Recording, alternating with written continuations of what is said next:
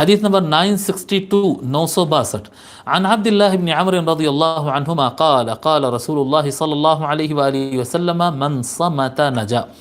رسول اللہ صلی اللہ علیہ وآلہ وسلم نے ارشاد فرمایا جو خاموش رہا وہ کامیاب ہو گیا. سنے بیٹے، من صمت نجا، جو خاموش رہا وہ کامیاب ہو گیا. اب لفظ صمتا کیا ہے تھوڑا اس کے بارے میں بھی لکھ لیجئے. دو لفظ ہوتے ہیں خاموش بیٹھنے کے لیے، دو لفظ ہوتے ہیں. ایک لفظ ہوتا ہے سکوت، سکتا کہتے ہیں. ایک ہوتا صموت یعنی صمتا. ایک سکتا ہے، ایک صمت ہے. ایک سکوت ہے، ایک صمت ہے. سکوت کہتے ہیں خاموش ہو جانا، بس خاموش ہو جانا، اس کو کہتے ہیں سکوت. یعنی بات صحیح بھی نہیں کہنا اور غلط بھی نہیں کہنا، کسی متعلق کوئی بات ہی نہیں کرنا، اس کو کہتے ہیں سکوت. اور صمت کہتے ہیں کہ صحیح بات کہنا، اور یعنی اگر کوئی غلط بات کہہ رہا ہے، اگر اس کو روکنے کے لیے کچھ کہہ رہے ہیں تو یہ صمود کے خلاف نہیں ہوتا.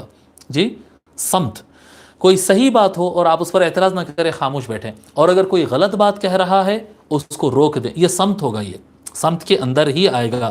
یعنی بری بات نہیں کہنا، غلط بات نہیں کہنا، غلط بات کہنے سے خود کو روک لینا، اس کو کہتے ہیں صمت.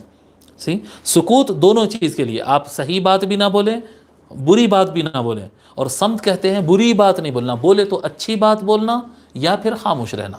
زبان سے نکلے تو اچھے الفاظ، یا پھر خیر کی بات، یا پھر زبان کو بند رکھنا، اس کو کہتے ہیں صمت. من صمت نجا، جو بری بات کرنے سے، غلط بات کہنے سے اپنی زبان کو روک لیا وہ کامیاب ہو گیا.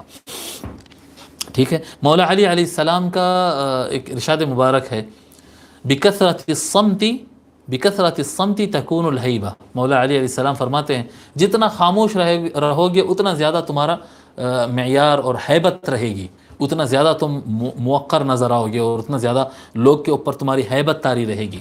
جتنا کم بات کریں گے، جتنا زیادہ بات کرتے ہیں لوگ اس کے یعنی اس کو اتنا ہلکا لیتے ہیں.